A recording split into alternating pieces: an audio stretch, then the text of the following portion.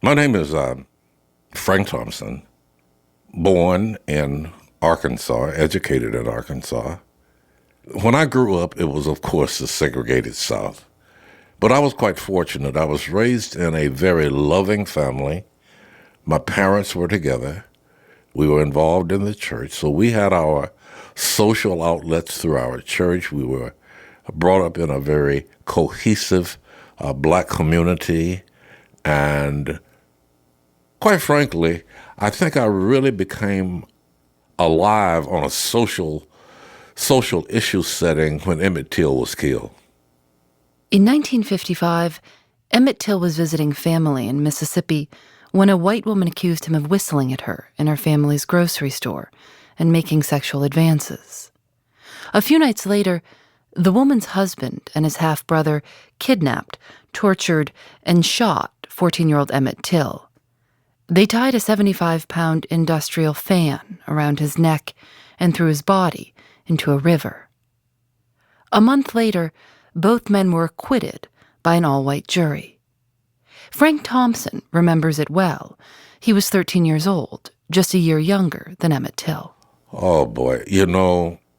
Every mother, every father related to having lost a child. That's one level. Even though there had been lynchings all across the South, Emmett Till's death just sort of punctuated the sensitivities to where, even though Christians are against killing, I came up in a church where many of the black Christians felt that capital punishment was an appropriate social sanction against those who would kill as they killed Emmett Till. Because every black felt it. I mean, there was no youngster that would walk the street that felt like at any moment you might be strung up for a reason. Let me give you an example. I can remember that within 3 weeks of Emmett's death, I got on a bus, which was segregated, where I was required to sit in the back of the bus. And I can almost sense right now as I'm talking to you, that feeling I had when I got on the bus. I was walking down this aisle, looking at the ceiling of the bus or looking at the floor of the bus, because I did not want to inadvertently look in the eyes of some white woman and be accused of flirting. I'll never forget that feeling. I didn't have the freedom of looking where I felt I didn't have the freedom of looking where I felt like I wanted to look on a public bus, because somebody might say I winked at a white woman. That's how Emmett Till's murder began to affect my psyche about racism in the South. So that was the beginning, quite frankly, of my accepting capital punishment as being something that should be administered against those who were so guilty of acts as was perpetrated against Emmett Till. Years later, it would become Frank Thompson's job to learn how to perform an execution, step by step, and how to identify which of his colleagues were best suited to help him do it. I'm Phoebe Judge. This is Criminal.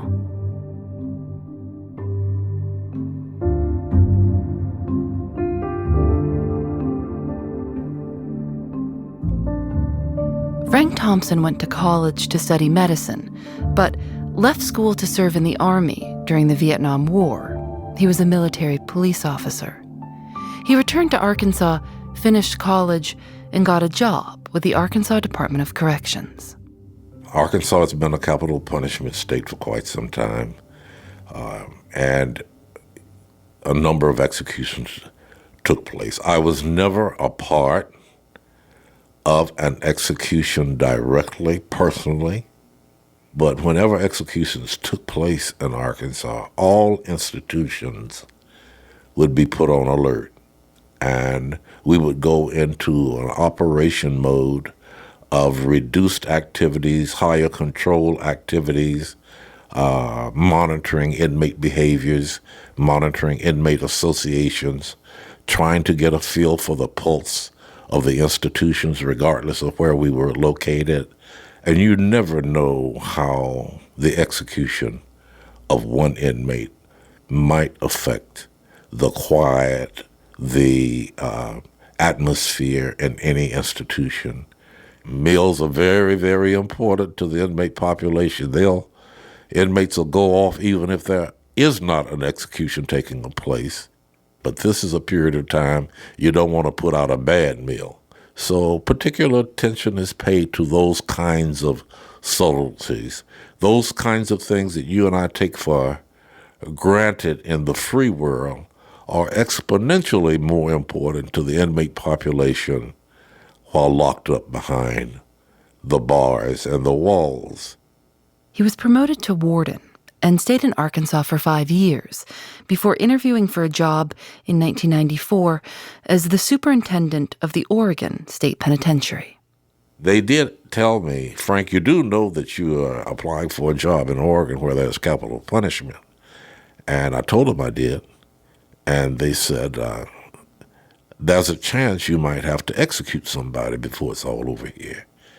And they asked me, did I think I could carry out my duties? And without hesitation, I told them that I'm a good soldier. I can do my job. And the reason I was able to say that, in the military, I was trained to take life if I had to. At the same time, I was asked that question. Oregon had not had an execution in over 32 years. How soon after you started the job did you find out that you would need to execute someone? I think it was about 18 months. I could deliver this death warrant from the governor's office, and all of a sudden, I am responsible for taking the life of a human being in the name of the public. And it had been 30 years. Yeah, I mean, you tell me about it. That's exactly how I felt. I'm saying, I'm just getting here.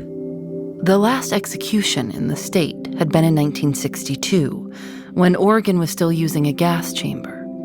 Since then, the laws had changed, requiring executions to be performed by lethal injection, but no one in the state had ever done one before. So that meant that I had to go in and rewrite the protocols for a lethal injection execution. I had to train the staff, including myself. There was no one who had been an executioner. I had to go out and identify someone who was willing to be confidentially identified and perform the execution. If I had come to Oregon and they had done 2 or 3 executions within the past 2 or 3 years, I would have called my team together and said, okay, folk, let's get in here and let's get this thing done. Let's get the rule book out. How did it go to the last time? What are the protocols? And I would have had a team of people there to help me pull this off.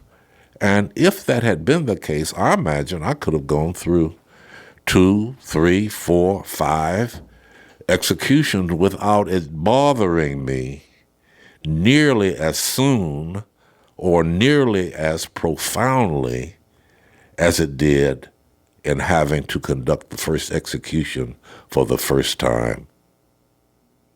How do you even go about writing protocols for something you've never seen before? Where do you go? Where do you turn? You go and watch somebody get executed.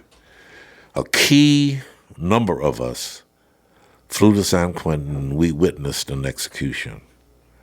I flew a colleague of mine from Arkansas to teach me how to administer the lethal fluids so that I could train the executioner here in Oregon how to administer the same process. You go to Texas and tell Texas to send me your protocols, And we didn't want to deviate because Texas was conducting executions quicker and faster than any other state in the country. And if we were ever questioned about how'd you come up with your protocol, Frank, one of the first things I'd be able to tell them, well, we went to a state that had a history of conducting executions, and we used their protocols. So quite frankly, we pulled from the experiences of primarily Texas and Arkansas to build the protocols for Oregon. Do you remember having conversations with people when you were trying to recruit those to help you with the execution? People saying, I just can't. I'm sorry. I don't think I can handle that. That was probably one of the more challenging tasks I had to perform, is trying to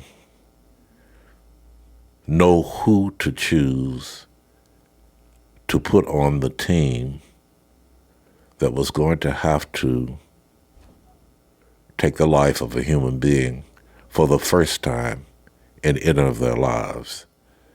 Because I had been in the military and I had been trained to take life, and I decided to recruit those who had military experience.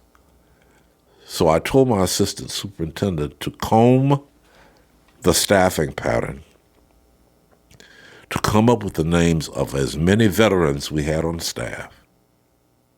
By definition of the fact that they were veterans, I know they had fired a weapon.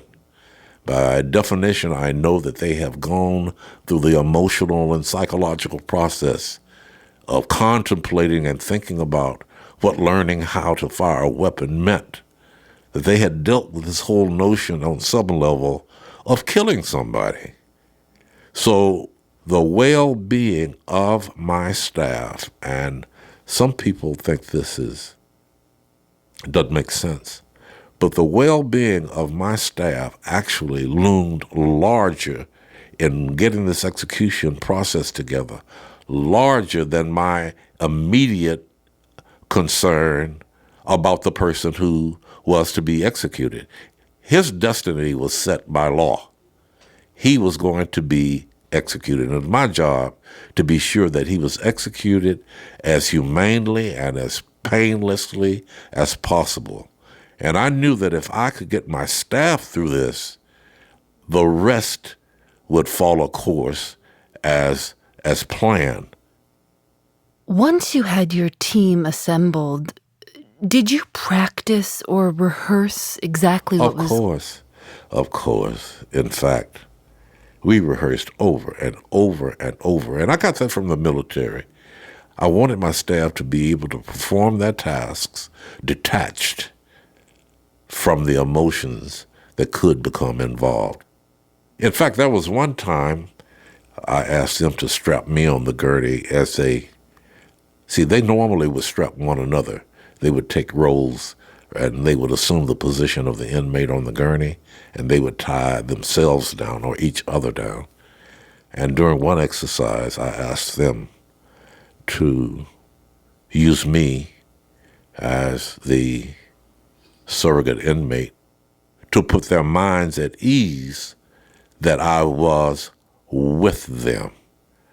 And I will say to you this, when it came time for them to unstrap me, I was never so glad to get up off of my back as any time I can remember in my life.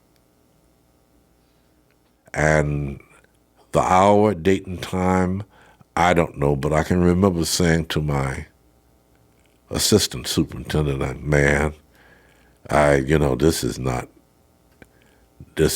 what the state ought to be doing.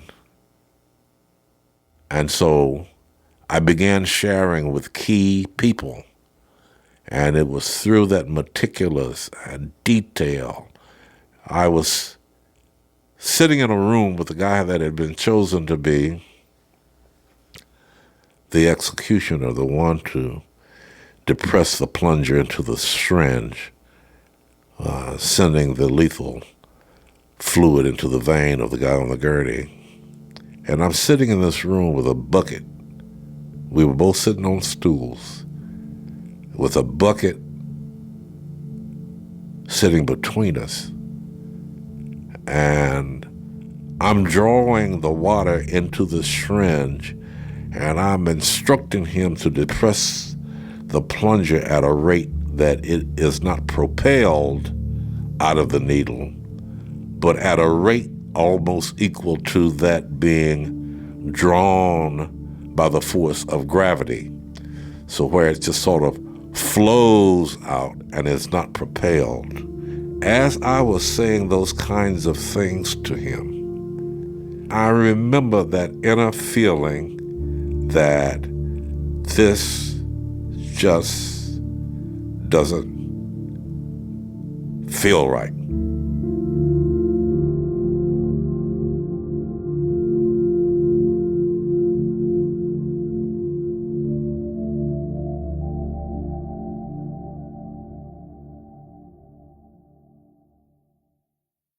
Leading up to Oregon's first execution in more than 30 years, Superintendent Frank Thompson and his staff simulated the process from start to finish, bringing in witnesses and seating them in the gallery, simulating the phone call from the governor's office to let them know that there was no stay of execution. They practiced interacting with the press and informing them of time of death and how long it took for the inmate to die. But Frank says he was also talking with members of his staff about his reservations and making sure that they knew that they didn't have to be involved if they didn't want to. He says no one backed out. And in September of 1996, Douglas Franklin Wright was the first person to be executed by lethal injection in the state of Oregon. Wright had confessed to murdering 4 homeless men after promising them jobs. He didn't appeal his death sentence. He indicated to us that the straps to his wrist were hurting him. And I can remember being overcome with the emotion, I'm not here to hurt the guy. In fact, I wasn't even really conscious of the crime that he committed. You got a human being, we're down here tying a person to a gurney about to take his life. You're not thinking about the crime that he committed. And the least you want to do is go on record consciously and being aware that you're hurting him in the process. This whole process is supposed to be painless. And so I asked one of the correctional officers on the tie-down team to make an adjustment to the strap of the wrist that he said was hurting him. The adjustment was made, and he looked up at me and said, "Thank you, boss." And we did what we were called upon to do by the citizens of the state of Oregon. It's difficult to think in terms of being commended for having done your job well, and you've taken the life of somebody. And so when I walked away from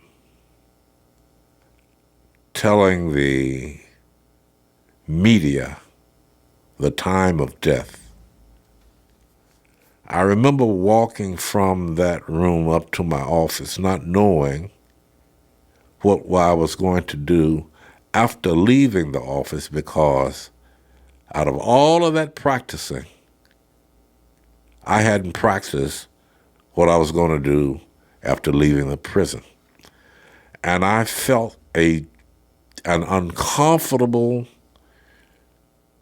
void. It wasn't even a relief. It was a void that pressure was off of me. But there was just this huge emptiness of not really realizing the impact of what I had been through and what my staff had been through. And that carried on for, all of that night. And I got in my car the next day and took off on a long trip. Frank Thompson says that some members of his staff left the job afterwards. Some said they would never participate again. And then, 9 months later, he got word that another inmate was to be executed. And now I'm facing a second one. That came as a surprise. It came as a surprise. The fear of something going wrong loomed, quite frankly, larger the second time than it did the first time. In fact, I think the second time I was more aware of what could go wrong than I was the first time through. And I was quite concerned about all of my staff, quite frankly. So the second one was not any easier. And with that answer, I want you to appreciate the fact that, take it from me, killing somebody never gets easier. Harry Charles Moore had been convicted of killing his half-sister and her ex-husband. He'd threatened to sue anyone who tried to stop his execution and petitioned the Oregon Supreme Court to forego the automatic appeal of his sentence. He died by lethal injection in May of 1997. To date, there have been no executions since. Frank Thompson oversaw Oregon's only 2 implementations of the death penalty in 56 years. He retired from corrections in 2010 and has dedicated himself to repealing the death penalty in Oregon and around the country. I've become acutely frustrated where it appears as if that my being against the death penalty ignores the plight of those who lost loved ones, and that I am championing the interest of the person that's been executed more so than I am the mother whose 3-year-old kid was shot by a drive-by, and that somehow or another I'm not sensitive to those needs. I'm very, very, very sensitive to the victims. So much so that I want to challenge our society to understand that by supporting the death penalty, we create another set of victims by asking decent men and women who know nothing about killing anybody. They are poorly trained. They are less trained than the average soldier. Their job every day is to keep peace, run smooth institutions, feed inmates. They even get to like and know inmates. And then they're turned around and asked to execute them. Nobody really thinks about taking the life of a human being until taking the life of a human being becomes newsworthy. But the administration of justice is something that everybody has to take seriously all the time. In the back of my mind, I think on some level, if we can ask jurors to sentence a person to death, their role in sentencing a person to death is just as significant as the executioner depressing the plunger and administering lethal fluids into the veins. The jurors, actually, I wish there might be, if we're going to keep capital punishment, what would be wrong in creating a lottery of citizens in the city, out of which they would be selected, just like they're selected to sit on a jury, and they be trained to be the executioner, and spread some of this toil around if we are going to be killing people. Those kinds of thoughts, I don't think enough people are running through their minds. Support for the death penalty has been declining steadily over the past 4 decades, although a Pew Research survey found a recent uptick in support.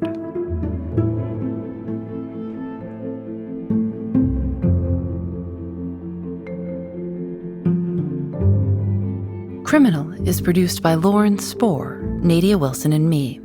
Audio mixed by Rob Byers. Matilde Urfolino is our intern. Julian Alexander makes original illustrations for each episode of Criminal. You can see them at thisiscriminal.com. We're on Facebook and Twitter at Criminal Show. Criminal is recorded in the studios of North Carolina Public Radio, WUNC. We're a proud member of Radiotopia from PRX, a collection of the best podcasts around. And there's a brand new Radiotopia show that we're really excited about. It's called Everything is Alive, hosted by our friend, Ian Chillog. It's an interview show, but all the subjects are inanimate objects. It's somewhere between fiction and nonfiction. The objects often share real stories from their world. It's funny and moving, and you learn a lot too. Go to everythingisalive.com to hear the first episode, featuring Lewis, a can of generic cola. My name is Lewis, and I am a can of Go-To Cola. That's a store brand. Mm-hmm. Go-To, G-O-2, Cola. So it's similar to Coca-Cola. Similar. People call it a knockoff. I've been called the best of the worst. You know, if you wanted to get my honest opinion, I believe in a blind taste test. Your average person wouldn't be able to tell the difference between me and a can of regular Coca-Cola. But yeah, bottom shelf. We can describe it comfortably as bottom shelf. I'm at peace with that. Literally on the... Most of the time, yeah. Go listen. Special thanks to AdZerk for providing their ad-serving platform to Radiotopia. I'm Phoebe Judge. This is Criminal.